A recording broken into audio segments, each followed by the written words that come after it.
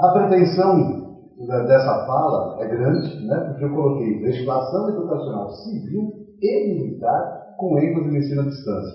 Né? Isso dá aí umas 80 horas de fala, né?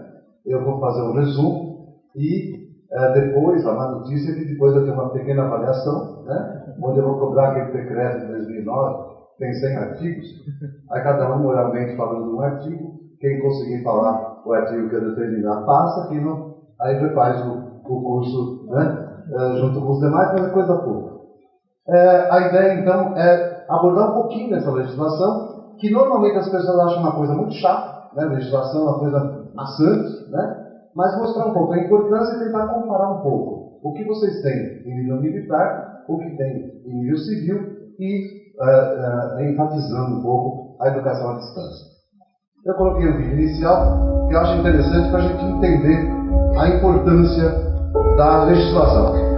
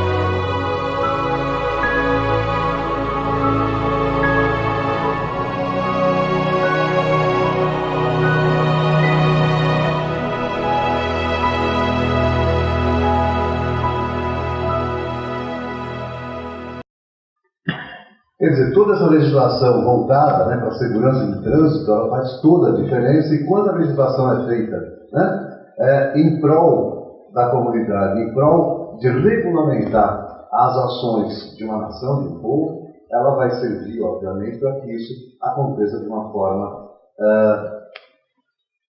justa, né, para toda a população, uma vez que a legislação deve emanar dessas necessidades. E esse é um exemplo que eu reputo bastante significativo. E a gente começa, então, com a legislação a partir de uma Constituição Nacional, da nossa Constituição, a última, né, das 7 que já tivemos desde a proclamação da independência, de 88, todos conhecem, e no sistema educacional brasileiro, a lei que rege o sistema é a LDB, né, a Lei de Diretrizes e Bases da Educação Nacional, aprovada em 96, e é ela que determina a constituição no país de 3 sistemas educacionais autônomos, não hierarquicamente, sem nenhuma hierarquia, mas que devem trabalhar em regime de colaboração, são os sistemas federal, os sistemas estaduais e os sistemas municipais. Os municípios podem ter um sistema de ensino próprio, né, autônomo, se assim o desejarem. As constituições estaduais e as leis orgânicas municipais complementam o que a Constituição traz em termos de educação. Tá? Além disso, eu tenho outras leis que complementam a Lei de Diretrizes e Bases. Nós vamos ver aí alguns artigos que remetem à educação militar e à possibilidade de equivalência entre essa educação e a educação civil, né, a educação ligada ao Ministério da Educação. Um Plano Nacional de Educação que prevê que tem metas a serem atingidas, é um plano decenal, né, então está em vigor de 2014 até 2024.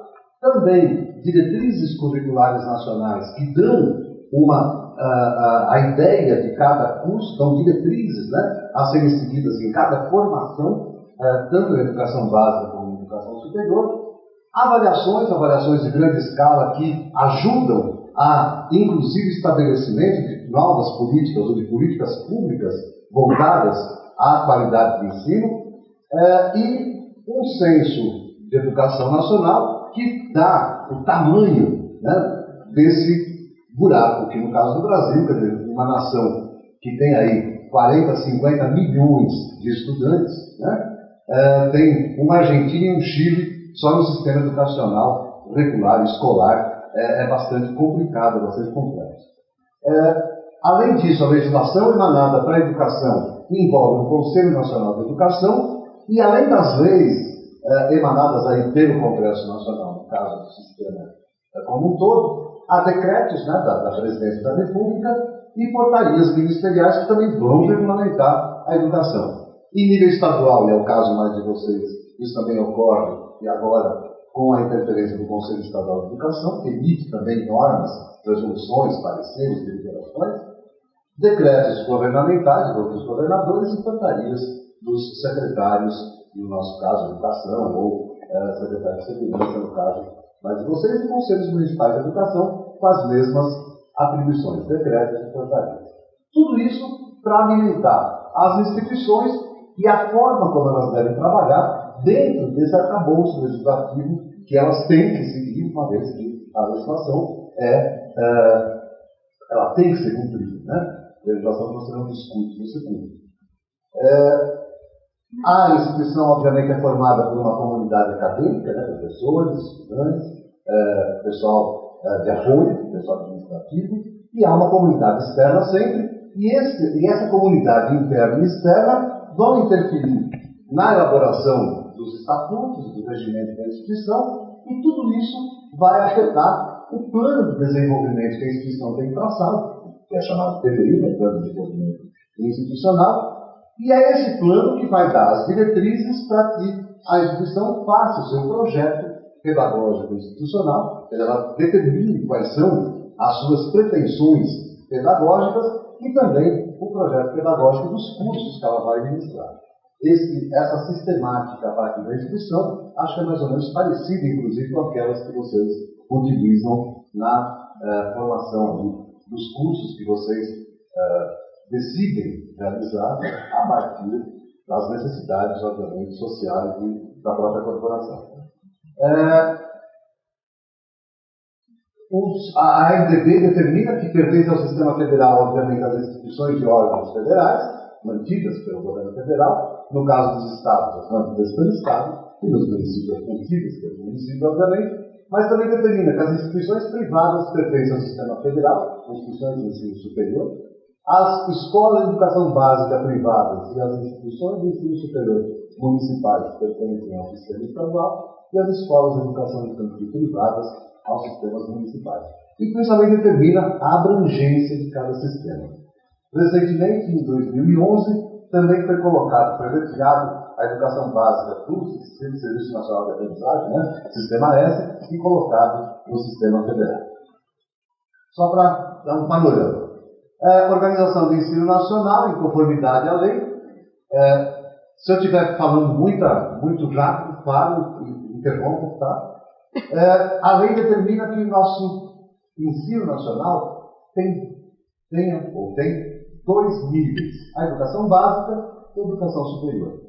Pela Constituição, a educação básica agora abrange do 0 aos 17 anos, tá? E ela tem uma educação infantil, que vai do 0 aos 5 anos, sendo que a partir dos 4 anos ela já é obrigatória e é chamada de pré-escola. Então, qualquer criança com 4 anos tem que ser matriculada na educação infantil, na pré-escola, em seguida na educação do ensino fundamental, que agora tem 9 anos, e também é obrigatório, obviamente, e finalmente no ensino médio, também obrigatório, e portanto do 0 aos 17 anos a educação escolar dá conta, né, do cidadão que está em formação para formar, obviamente, o cidadão e dar conhecimentos para que ele possa se inserir na sociedade em que ele, obviamente, vive e que ajudará a desenvolver.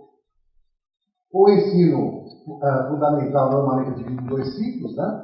Para quem tem a minha idade era o primário e o ginásio, para quem tem uma idade, talvez de vocês, primeiro grau, né? E para quem, alguns de vocês, já pegaram aí o ensino fundamental, 5 anos nas séries iniciais e 4 anos nas séries finais. Isso dá, então, direito à entrada no ensino médio, que tem normalmente 3 anos, se for o ensino médio chamado propedêutico, né, visando a preparação para o ensino superior, ou 3 a 4 anos, se for integrado há alguma profissão técnica de nível médio. E para quem perdeu a escolaridade obrigatória, há sempre a possibilidade de recuperar o tempo perdido a partir da alfabetização de adultos, a partir do ensino de jovens e adultos, seja para a educação fundamental, seja para o ensino médio. Tá? E com isso, então, toda a educação básica é regulamentada pela LDB. O ensino superior, a educação superior, perdão, tem 4 modalidades de curso. E aqui há um paralelo com a lei de criação aí do sistema militar do Estado de São Paulo. Cursos de extensão, tá? Na verdade, a LDB determinou o seguinte: todo curso ou programa que requerer a diplomação, a certificação de conclusão da educação básica, eu vou chamar de ensino superior. Antigamente, o ensino superior era muito sinônimo de graduação. Né? A pessoa fala que ensino superior eu fiz engenharia, eu fiz química, eu fiz licenciatura e tudo mais. Agora não. Ensino superior é tudo que requer, um diploma, uma certificação da educação básica. Então, o primeiro deles, eu coloquei aí curso de extensão. Também há cursos sequenciais, que também uma nova modalidade de curso introduzida pela LDB. Cursos de graduação, e os cursos de graduação podem conter sequências de disciplinas de cursos sequenciais, que serem por isso aproveitados, né? Podem ser, inclusive, formados por certificações intermediárias contendo esses cursos. E eles podem ser de 3 categorias, né? Bacharelados, que tem 3 a 6 anos, dependendo da formação. Licenciaturas, que tem 4 anos, formam professores, para a educação básica. E cursos de tecnologia, que tem 2 a 4 anos e estão organizados aí de forma a atender eixos tecnológicos e são, portanto, também cursos de graduação.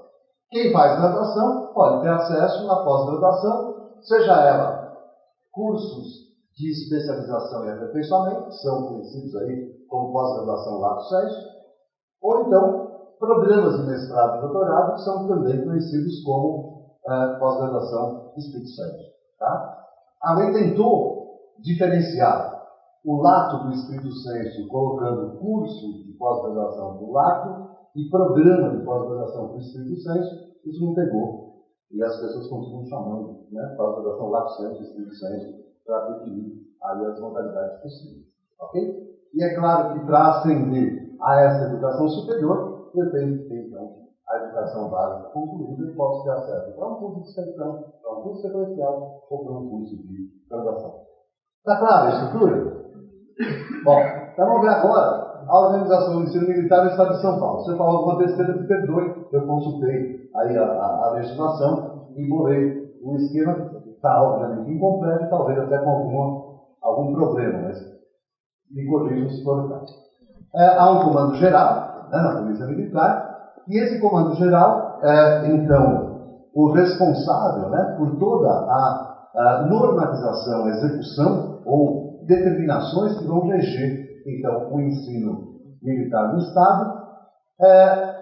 Há também na estrutura organizacional da PM órgãos de direção setorial, entre os quais a Diretoria de Ensino e Cultura, né, cujo diretor está aqui presente, e essa Diretoria de Ensino e Cultura, há órgãos de execução também, como no caso do Corpo de Bombeiros, do Comando do Corpo de Bombeiros, e essa Diretoria de Ensino e Cultura, então, vai ser a responsável pelos órgãos de apoio do ensino superior da corporação, e dentre os órgãos superiores de ensino, então, são as escolas, em última análise, né, o Centro de Altos Estudos, a Academia de Pato Branco, a Escola de Educação Física, a Escola Superior de Sargentos, a Escola Superior de Soldados, todas elas ligadas, então, à Diretoria de Ensino e Cultura, e a Escola Superior de Bombeiros, ligada ao Comando de Corpo de Bombeiros. Tá certo? É uma estrutura mais enxuta na organização, e o comando, como eu falei, vai ter as funções executivas e normativas, e a diretoria de ensino, principalmente assessora e supervisora de todo esse sistema de ensino, que tem autonomia e tem uma legislação que garante essa autonomia de funcionamento e de validade das certificações conferidas. Ok? É claro que a diretoria também tem funções executivas, né? Eu coloquei aqui principalmente porque o assessoramento ao comando geral e a supervisão de todo o sistema escolar com a determinação de diretrizes e de programas e tudo mais para que as escolas possam, junto com as direções escolares, então, realizar os seus cursos. A LDB, no seu artigo 83, determina que o ensino militar é regulado em lei específica, admitida a equivalência de estudos de acordo com as normas fixadas pelos sistemas de ensino. Quais são? Federal, estaduais e municipais, quando existentes. Ok? No caso do sistema federal, há várias portarias ministeriais que determinam, então, a equivalência de estudos e cursos de formação de oficiais das Forças Armadas a cursos de graduação, né, como, por exemplo, a Portaria Normativa de 2008, que fala que os cursos da Escola Naval, da Academia Militar de Agulhas Negras e da Força Aérea são equivalentes àqueles definidos no inciso 2 da LDB. O inciso 2 fala dos cursos de graduação. Então, são cursos de graduação também, na modalidade bacharelado, poderia ser licenciatura ou tecnologia, e, portanto, as pessoas formadas nessas escolas podem, utilizando os diplomas ali conferidos, realizar, né, pós-graduação, seja no sistema civil, seja no próprio sistema militar. Desculpa, de novo.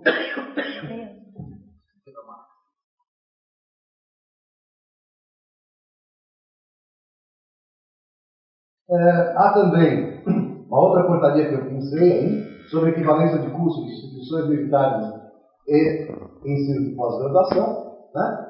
E que também traça esse paralelo, né, entre os cursos de especialização ministrados pelas escolas militares e aqueles ministrados pelas escolas regulamentadas, né, pela legislação civil. As escolas militares ligadas ao Ministério da Defesa, civis ao Ministério da Educação, são portarias conjuntas, né, do Ministério da Defesa e do Ministério da Educação. No caso de São Paulo, nós temos a Lei Complementar 1036, de janeiro de 2008, que institui o sistema de ensino da Polícia Militar do Estado de São Paulo. Vou chover no molhado, tentando explicar essa lei para vocês devem conhecê-la, né? Recitar todos os artigos de cor, né? Mas eu pensei aí 2 artigos só para... Então, o sistema de ensino da Polícia Militar compreende a educação superior, nas suas diversas modalidades, e a educação profissional de acordo com as áreas de concentração de estudos e funções atribuídas aos policiais militares, inclusive de bombeiro, observada a legislação aplicada a cada quadro.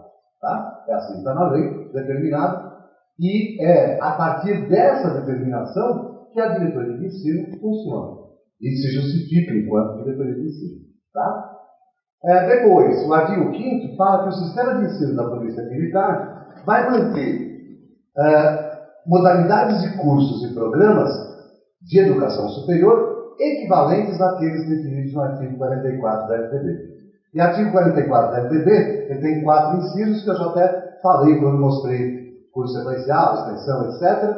E eu coloquei aqui os 4 incisos e faço uma comparação rápida para mostrar algumas diferenças entre os dois que podem servir aí de reflexão para a diretoria de ensino ou justificar que a diferença é existente e é querida enquanto diferença.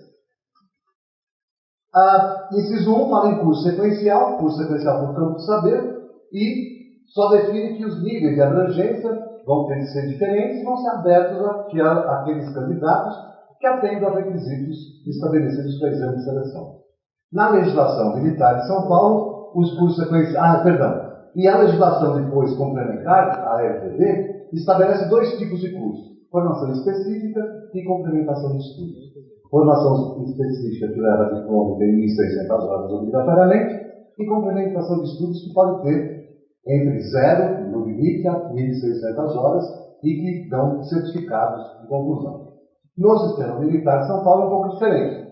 Aliás, tem um outro probleminha para quem é civil, porque vocês têm graduação de patente, graduação de carreira, né? E isso, para uma pessoa que não está habituada, né, para mim, graduação sempre foi um nível de curso de ensino superior. Né? E a graduação aqui, então, Eu tive o cuidado aí de, às vezes, olhar a graduação inicial, não existe graduação inicial. Não, na carreira militar existe a graduação inicial e ela sobe à medida que vai se ganhando novas patentes, né, que fala. Então, o curso sequencial de formação específica é destinado para qualificar tecnicamente a praça da Polícia Militar, de graduação inicial, para análise e execução de forma produtiva das funções próprias de polícia, etc. Então, são cursos com finalidade específica para essa formação e são utilizados cursos sequenciais nos moldes previstos também na FTB. Cursos sequenciais de complementação de estudos são destinados a qualificar profissionalmente, normalmente, aí depois a gente vai ver, são cursos de formação de sargentos, principalmente, tem aqui esse tipo de curso, mas então define também como vão ser usados os cursos sequenciais de complementação de estudos. Curso de graduação, não tem segredo, né? Abertos a candidatos que concluíram o ensino médio, e aqui de graduação destinados a formar consolidante teórico e prático, profissional, ocupante de posto inicial de oficial, então curso normalmente bacharelado, e nós vamos ver depois também a determinação, o tipo de curso de bacharelado que é ofertado nas escolas da Polícia Militar. Aí é uma equivalência sem nenhum tipo de diferença, né, uma vez que esse conceito é bastante tranquilo. Pós-graduação também é uma pequena diferença. A lei fala em pós-graduação compreendendo então programa de mestrado, doutorado e curso de especialização e aperfeiçoamento, e a Polícia Militar optou na sua legislação de contemplar apenas curso de especialização, não tem curso de aperfeiçoamento previsto enquanto pós-graduação lato sensu, pelo menos não está determinado na legislação, e programas de mestrado, também houve opção pelo mestrado profissional, não acadêmico, e programa de doutorado. Então, na legislação da Polícia Militar, eu vou ter curso de especialização, que são pós-graduação, lato sensu, né? Programas de mestrado profissional e programas de doutorado, também normalmente destinados ao oficialato para a especialização e o aprofundamento e a melhoria da formação aí na sua carreira. E, finalmente, cursos de extensão, que são abertos a candidatos então, que atendam a requisitos, tem que ter ensino médio concluído, e também na legislação da Polícia Militar não consta o curso de extensão como curso superior, mas no artigo 7º fala que vai ter seminários, cursos, estágios, encontros, e aqui então está a extensão. Nesse caso, não obrigatoriamente de ensino superior. Pode ser uma extensão que requeira, né, uma escolaridade que não seja a escolaridade básica concluída. E aí eu posso ministrar curso de extensão em nível básico ou em nível superior, uma vez que tem uma gama, né, de possibilidades de oferta que é quase infinita. Né? Vai ter 2 a X horas de duração, né, que são cursos, então, se o requisito é ter o ensino médio, podem ser considerados cursos superiores. Tá? Aí coloca aqui há vários parágrafos nessa. Eu peguei o artigo 5º porque é o que determina mais a estrutura, né, para colocar aí a minha visão da legislação. É ótimo que esteja o coronel aqui que dê essa.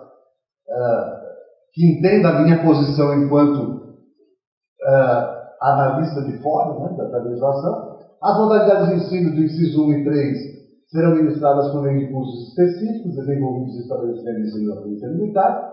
E a conclusão, com o curso de aproveitamento da formação específica, vai atribuir aos praças a especialidade superior de técnico de polícia ostensiva.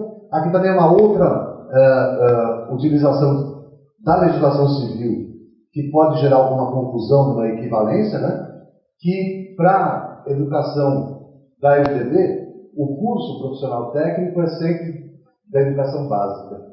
Então, o curso superior técnico, apesar de muita gente chamar os cursos de tecnologia de curso técnico superior, é uma denominação muito mais usada nos países latino-americanos, tipo Chile, tipo Paraguai, tipo Bolívia, que tem curso superior técnico. Nós optamos, em nível brasileiro, a partir de 69, né, de chamá-los de curso de tecnologia e não curso superior técnico. Mas é só um paralelo que eu faço.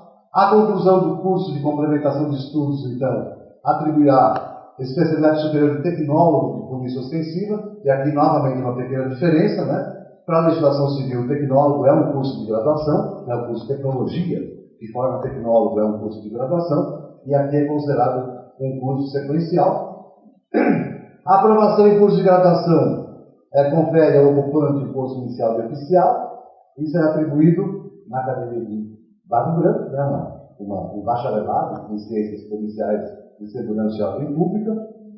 O oficial intermediário de mestrado, ele obtém o título de mestre em Ciências Policiais e Segurança e Ordem Pública e de concluir o doutorado, doutor em Ciências Policiais e Segurança e Ordem Pública. Então está tudo bastante explicitado, né? E há bastante paralelo entre a legislação civil e a legislação oficial, com essas diferenças que eu procurei salientar para mostrar um pouco que tem que haver um tipo de um documento de equivalência para que as coisas fiquem mais facilmente entendíveis, né, ou perceptíveis de um sistema para o outro. Tá? Na minha concepção. Tá? Registro de diplomas é feito pelo órgão da direção setorial do sistema de ensino da Polícia Militar, conforme previsto no artigo 11, ou seja, a Polícia Militar registra os próprios diplomas, o que, no caso das escolas civis, correspondem à autonomia universitária. Então, é como o sistema da Polícia Militar de São Paulo tem autonomia universitária, como tem as universidades que fazem o registro dos próprios diplomas para garantir validade nacional aos seus cursos. Né? Aí o decreto 60.175, de 2014, que dispõe sobre a estrutura da Polícia Militar. Né? Esse decreto 54.911, que eu falei, tem 100 artigos, né?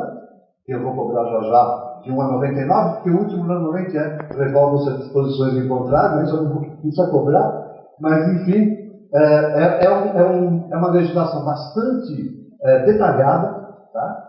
Que foi feita um ano depois da lei complementar, né, 1036, que foi em 2009, e sofreu umas poucas modificações até agora, mas está em vigor e, portanto, seria bom que vocês conhecessem, uma vez que vocês vão preparar material para os cursos previstos nessa legislação.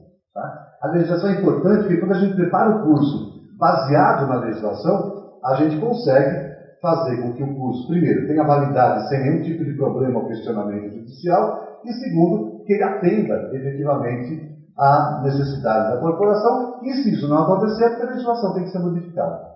Né? Então, sempre há essa possibilidade óbvia.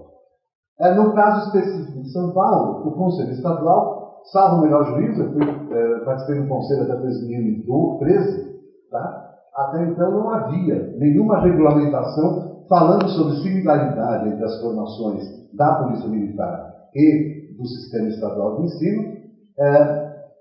Eu informei lá ontem, continua não havendo a assistência técnica, não soube me dizer, mas não há, né? Então, salvo o melhor juízo, me resguardou, mas agora pode ter sido tirado. Tá? Bom, tudo bem até aqui? O artigo 80 da LDB, eu falo demais, né? O professor deixa eu falar e fala 80 horas ininterruptamente. Né? Poder público incentiva o desenvolvimento e veiculação de programas de AD. Está previsto também na LDB, na Lei de Diretrizes e Bases, que é 93/94 de 96, 1993. E no parágrafo primeiro, fala o seguinte, que a AD pode ser ofertada por instituições especificamente credenciadas pela União.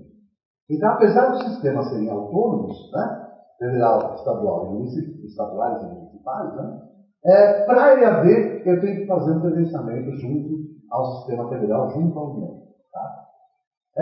A União também regulamenta os requisitos para esse ensino. Estou falando do ensino na área englobada, né, pelas escolas civis, né, do sistema ligado ao MEC. Produção, controle e avaliação cabem sim aos respectivos sistemas. Então, por exemplo, a Univesp é uma instituição estadual. Ela foi credenciada pela União, pelo MEC, para poder oferecer ensino à distância. Mas ela foi credenciada pelo Conselho Estadual de Educação para poder funcionar, porque era uma instituição estadual. Tá? E quem vai reconhecer os cursos, autorizar não precisa porque ela tem autonomia universitária, assim como vocês pela legislação. Mas quem vai reconhecer os cursos, quem vai renovar reconhecimento, é o Conselho Estadual de Educação. Quando eu precisar continuar dando educação à distância, eu recorro ao MEC para ver credencial. Mas para manter o meu status de instituição oficial do Estado de São Paulo, é o Conselho Estadual que determina isso. Também a lei determina que vai haver tratamento diferenciado PAD, inclusive com custos de transmissão reduzidos e concessão de canais exclusivos, etc. Nem tudo está na lei, foi cumprido até o momento, mas boa parte, sim. Ou por desconhecer, ou por não ter a apropriação da metodologia que permita perceber as potencialidades dessa modalidade de desenvolvimento do curso. Tá? Não existe AD versus curso presencial. Existem cursos de graduação, cursos técnicos, cursos de ensino médio, cursos de ensino fundamental, e eles podem ser desenvolvidos, né, presencialmente ou à distância, ou numa mistura de N possibilidades dessas duas formas de desenvolvimento. Tá? Isso é tão verdade que a lei não discrimina, né, no diploma, é proibido colocar no diploma se o curso realizado foi realizado à distância ou de forma presencial. O curso foi realizado. E se o curso está reconhecido, leva a um diploma reconhecido nacionalmente, com validade nacional, independentemente da maneira como ele foi feito. Se foi presencial ou à distância. Então a pessoa se forma bacharel em administração. Se o curso foi feito presencialmente ou à distância, a maneira como essa apropriação do conhecimento que levou aquele estudante a ter o diploma de administrador percorrer. E esse percurso não importa como tenha sido feito. O importante é a formação, e quando ele é egresso, ele deve ser egresso com a capacidade, com a apropriação do conhecimento daquela área que ele desenvolveu, seja à distância, seja presencialmente. Há dois decretos bastante importantes, o 5622, de dezembro de 2005, e vejam, a regulamentação da EAD no país tem pouco mais de 10 anos. Tá? Então, por isso que ainda, né, como tem pouca escola pública referenciando isso, e como tem pouco tempo de duração, né, ainda há muito preconceito. E preconceito normalmente é sinônimo de desconhecimento, de ignorância sobre determinado assunto. Né? Então, uma vez que haja informação, o preconceito diminui, e é isso que deve acontecer nos próximos anos. Essa legislação foi modificada em 2007. Eu gosto de consultar o site da Casa Civil do Palácio do Planalto, que lá tem a legislação já toda compilada, né? Então, quando você pega na internet esse decreto vindo pelo planalto.br, né, www.planalto.br, ela já vem com as inserções que esse decreto que a modificou inseriu, e aí fica mais fácil de ler a versão compilada, atualizada. Tá? Mas são dois decretos, e no seu artigo 11, determina que compete às autoridades do Sistema de Ensino Estadual e Ensino Federal promover os atos de credenciamento de instituições para oferta de curso à distância no nível básico. Então, qualquer curso à distância feito para a educação básica é o próprio sistema que dá conta, tanto de credenciar como de autorizar, de reconhecer, de permitir. Tá? O sistema federal delegou essa competência aos respectivos sistemas estaduais. Então, para fazer o curso técnico, esse telecurso técnico que tem do Centro Paulo Souza, com a Globo e tudo mais, foi autorizado pelo Conselho Estadual de Educação. E o Centro Paulo Souza foi credenciado pelo Conselho Estadual para dar curso à distância.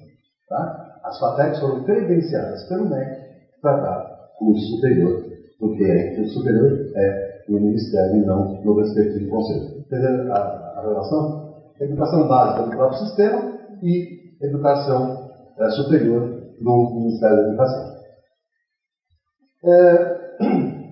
A resolução número 1 de 2016, ela de uma certa forma estabelece, também, né, diretrizes e normas para a oferta de programas e cursos de educação superior na modalidade de distância. Pois não.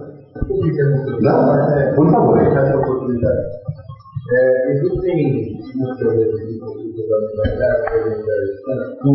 existem cursos que têm justamente essa sinergia entre os dois modelos. Há alguma coisa aqui? Qual é o limite para definir esse curso à distância ou presencial? Boa pergunta. Justamente para que eu possa me reportar ou ao sistema federal ou ao sistema estadual em termos de também. É considerado pela legislação, a legislação não fala em curso semipresencial. Ele fala em curso presencial ou à distância. O que é presencial? O curso que é desenvolvido com a presencialidade, né?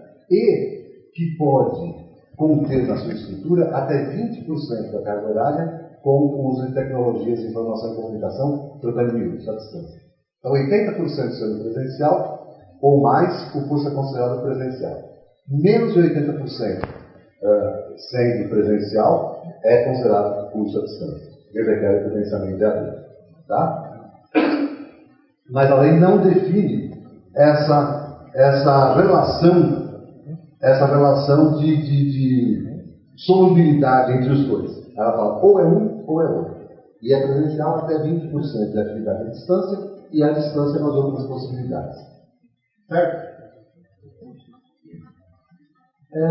Bom, acho que vocês já ouviram aí, a Beth deve ter falado umas 8 vezes para vocês, né?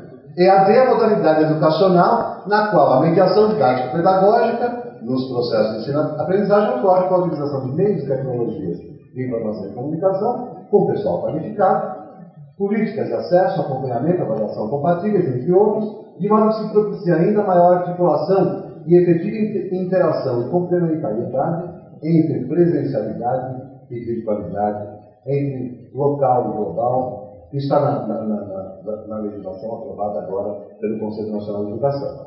E fala que a educação então envolve estudantes e profissionais de educação, né? Na legislação agora, profissional, antigamente só tinha professor. Agora a legislação fala em profissional de educação. São professores, todo mundo que trabalha na escola. Tá? Desde o assistente, que está ligado na escola à educação, é chamado de profissional de educação. Então, o professor é um dos profissionais de educação e tem uma série de outros que vão atuar. E a legislação do EAD fala em professores, tutores e gestores, como profissionais de educação envolvidos, que desenvolvem atividades educativas em lugares e ou tempos diversos. Né? Aí é aquela coisa da atividade síncrona, né? Quando apenas o lugar é diverso, e atividade assíncrona, quando além do lugar, o tempo também é diverso. Vocês viram isso, obviamente. E isso é importante na hora de bolar, na hora de elaborar o material instrucional, na hora de bolar o material a ser desenvolvido, né, para que o aluno utilize. Você vai utilizar sincronicamente ou assincronicamente, coisas desse tipo vão fazer a diferença para a forma de tarefa a realizar. Estou acabando? Os documentos institucionais acadêmicos constantes devem conter, então, para o credenciamento, a contextualização da instituição, a contextualização do curso, a estrutura e organização curricular, metodologia das atividades acadêmicas e de avaliação. Eu ia lembrar uma outra coisa no slide anterior, que eu esqueci em algum momento de comentar e volto a falar, que era ligado aos 20% da...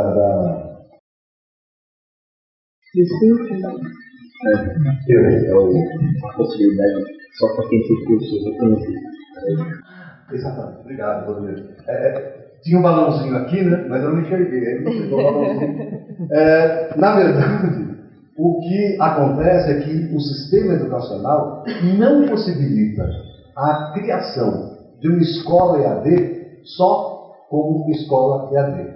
Ele prevê que a escola que ministra cursos presenciais é que pode, a partir da sua experiência com a presencialidade, desenvolver, eu não vou nem falar evoluir, que seria pretensão demais, né? Para também o ensino mediado por tecnologias e, portanto, ensino à distância.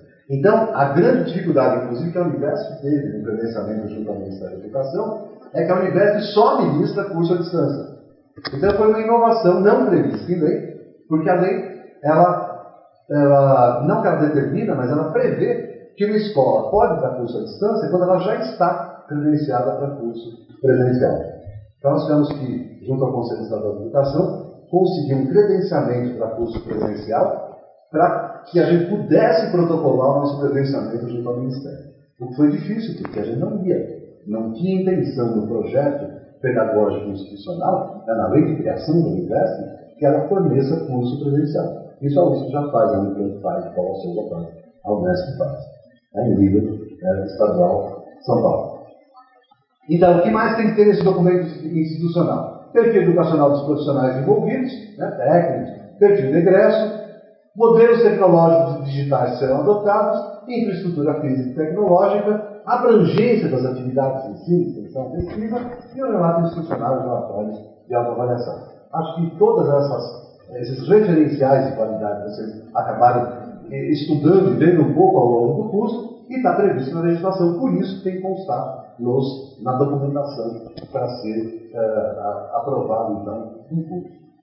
Material didático, avaliação e acompanhamento é feito, então, pela legislação, a avaliação tem que ser presencial em mais do que 50% do total da média final. É uma coisa que ainda, na minha opinião, é um pouco de preconceito, porque leva ao fato de que a avaliação, quando presencial, ela é mais correta, mais facilmente verificável, e, portanto, dá um tipo de uma desconfiança a priori que, se a avaliação for feita à distância, ela poderá conter irregularidades e não ser suficientemente consistente, Mas, enfim, é o que acontece. E, infelizmente, a legislação fala, inclusive, de defesa de trabalho de tese, de trabalho de conclusão de curso, que, infelizmente, as escolas federais, estaduais não têm respeitado muito, mas que é determinado que sejam presenciais também.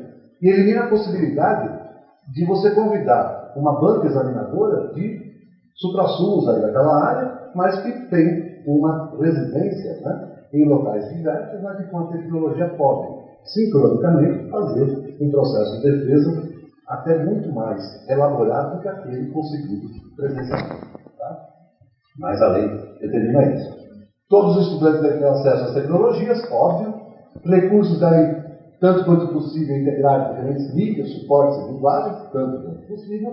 Na verdade, normalmente a gente bola um curso baseado, ou elegendo uma mídia como a preferencial para o desenvolvimento daquele curso. Seja a internet, seja a televisão, seja o recurso de informação que for. Define também a legislação o que é sede e o que é fórum, e aqui um outro problema, que agora está minimizado por essa legislação. Sede é onde ocorre a organização das ações e atividades de gestão da escola, e não obrigatoriamente onde tem aula. Eu posso ter uma sede administrativa. Em São Paulo isso é muito comum. A Unesp tem uma sede administrativa. Paulo Souza tem uma sede administrativa. A Universo tem uma sede administrativa. Mas antes da sede tinha que ter aula também para poder credenciar. Agora dá para escapar disso pela própria legislação. E o polo é o quê? A unidade onde vai existir a atividade de ensino-aprendizagem propriamente dita. Então, tanto a sede quanto os polos têm que ser credenciados.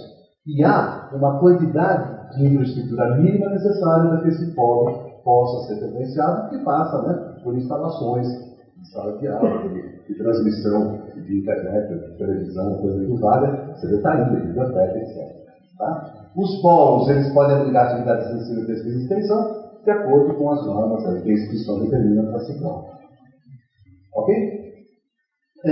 Depois, a lei abre agora a possibilidade de educação à distância ser ofertada em colaboração. Em que termos? Parceria entre uma instituição credenciada para EAD e outras pessoas jurídicas, preferencialmente em instalações de instituição de ensino superior. Antes essa cooperação não era prevista, e agora eu posso então ter essa parceria entre uma instituição credenciada e outras pessoas jurídicas, outras instituições, preferencialmente também de ensino, obviamente são então credenciadas presencial, e fazer a partir dessa parceria a oferta de educação à distância, e nesse caso, quem faz a parceria e quem vai fazer oficialmente a formação é a escola credenciada. Então, vocês não têm hipótese. Esse credenciamento, o universo que tem esse credenciamento, vocês não precisam desse credenciamento enquanto polícia militar. Né? Interna corpus é uma coisa que a própria lei de vocês dá conta. Mas essa abrangência nacional, um convênio com a Univesp que tem esse credenciamento, pode ser feito, só que a formação será ofertada, né? Será, os diplomas aparecerão com o nome Univesp, não com o nome tem. Tá? Então, essa é o que a legislação determina. Regime de compartilhamento de polos para 2 ou mais instituições credenciadas também é possível. Tem esses detalhes aí, eu fiz um apanhado, depois, obviamente, eu vou deixar aí com vocês, para que vocês tenham disponível isso aí, né? Algumas pessoas fotografando e tal. Pois não, a tecnologia para os polos, ela tem que ser exclusiva para fins educacionais ou pode ser compartilhada? Pode ser compartilhado. Então, por exemplo, os quartéis da polícia tem uma rede de informática e tal, e isso pode ser considerado como um polo em qualquer quartel da polícia. Se tiver essa estrutura que vai tecnológica, né, mínima necessária para receber os cursos ofertados, sim. Tá? A CAPES, inclusive, que é responsável pela formação desse sistema da UAB, né, da Universidade Aberta do Brasil, ela credencia os polos, ela tem lá quase uma cartilha, né, do que o polo precisa para ser credenciado. Tem que ter 3 salas, uma sala de videoconferência, uma secretaria, uma sala para os tutores, tem que ter tais aparelhos, né, uma biblioteca. Né? A biblioteca, ainda, para a bibliografia obrigatória, ainda é exigida parcialmente física. Tá? Então, dos 3 títulos de cada disciplina, só um pode ser à distância, só pode ser online, os outros têm que ser livros físicos comprados ainda. Né? Está mudando, espera-se que logo mais isso vai acabar. Respondi? Profissionais de educação devem ter formação condizente, e eu vou ter então o docente e o tutor. Juro que eu estou acabando. Autor de materiais didáticos, coordenador de curso, professor responsável por disciplina e outras funções que envolvem conhecimento de conteúdo, avaliação, estratégia didática, organização metodológica, interação e mediação pedagógica, que eu acho, quero crer, é o caso de vocês que estão terminando o curso e aqueles que responderem corretamente ao artigo que eu comentava, vão ter então certificado para responder. Né? Categorista Júlio, né?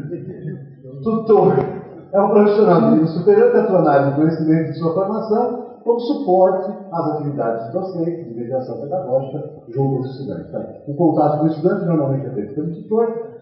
Cada vez mais esse nome, apesar da legislação ser de 2016 e ter insistido nessa terminologia, né, a Univesp usa mediador, que a mediação é uma coisa muito mais correta para determinar o que esse profissional vai fazer do que a tutoria. Né? Porque normalmente o tutor é aquele que vai fazer aquela orientação, né? Em cursos até presenciais tem tutoria. Né? E na educação à distância, a mediação entre o conteúdo e os alunos fica mais pertinente, mas no nome alternativo, tutor se chama de mediador em muitos casos. Tá? Depois, a avaliação e regulação da educação à distância ocorre, da forma como ocorre também a presencial. A expansão de polos pode ser pedida, e isso requer aí aditamento ao processo que levou ao credenciamento da instituição. A pós-graduação, estrito senso, também tem que respeitar ao que determina a CAPES. E a lei permite também credenciamento só para pós-graduação lato sensu. E nesse caso, só pode oferecer pós-graduação lato sensu. Quando você é credenciado para ofertar graduação, você pode também ofertar a pós-graduação lato sensu. Mas a recíproca não é verdadeira. Tá? Se o conceito mínimo, se o conceito for 3 nas dimensões avaliadas, a instituição então pode passar por recredenciamentos quase que automáticos em função do seu desempenho. Autorização de reconhecimento e renovação de reconhecimento de curso. Então, tem algumas regras para que isso aconteça. Credenciamento e recredenciamento, outras regras para que isso aconteça, não vou me ater, mas são aqueles requisitos de qualidade que vocês também estudaram ao longo do curso e são análogos àqueles requisitos para cursos presenciais. Quer dizer, não há distinção, né, entre AD e curso presencial no que diz respeito à qualidade da infraestrutura do pessoal envolvido com o processo ensino-aprendizagem. Tá? Há aditamentos, então, quando eu quero expandir a quantidade de polos ou adito do processo, há prazos para que isso aconteça, normalmente 2 anos após o credenciamento inicial é que isso pode acontecer. O credenciamento especial, agora voltando aqui para a pós-graduação, é um credenciamento especial, e as inscrições de ensino superior dos sistemas estaduais têm que ser credenciadas também no MEC, quando a população quer e a disposições finais, só há credenciamento de AD para instituições já credenciadas, aquilo que eu falei, né, que tem que ter o credenciamento credencial.